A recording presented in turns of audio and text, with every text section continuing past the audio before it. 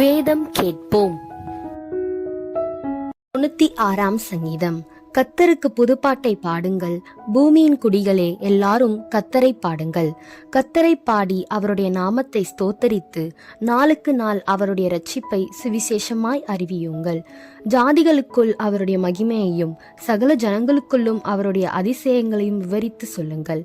கர்த்தர் பெரியவரும் மிகவும் ஸ்தோத்தரிக்கப்படத்தக்கவருமாய் இருக்கிறார்.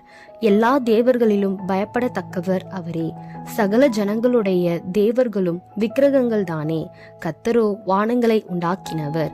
மகிமையும் கனமும் அவர் சமூகத்தில் இருக்கிறது. வல்லமையும் மகத்துவமும் அவர் பரிசுத்த ஸ்தலத்தில் உள்ளது. ஜனங்களின் வம்சங்களே, கர்த்தருக்கு மகிமையையும் வல்லமையையும் செலுத்துங்கள். கர்த்தருக்கே அதை செலுத்துங்கள். கர்த்தருக்கு அவருடைய நாமத்திற்குரிய மகிமையை செலுத்தி காணிக்கைகளை கொண்டு வந்து அவருடைய பிரகாரங்களில் பிரவேசியுங்கள். பரிசுத்த அலங்காரத்துடனே கர்த்தரை தொழுது கொள்ளுங்கள். பூலோகத்தாரே, நீங்கள் யாவரும் அவருக்கு முன்பாக நடுங்குங்கள். கர்த்தர் ராஜரீகம் பண்ணுகிறார். ஆகையால் பூச்சக்கரம் அசையாதபடி உறுதிப்பட்டிருக்கும். அவர் ஜனங்களை நிதானமாய் நியாயம் தீர்ப்பார் என்று ஜாதிகளுக்குள்ளே சொல்லுங்கள். வானங்கள் மகிழ்ந்து பூமி பூரிப்பாகி சமுத்திரமும் அதன் நிறைவும் முழங்குவதாக. நாடும் அதிலுள்ள யாவும் களி கூறுவதாக. அப்பொழுது கர்த்தருக்கு முன்பாக காட்டு விருட்சங்கள் எல்லாம் கெம்பீரிக்கும்.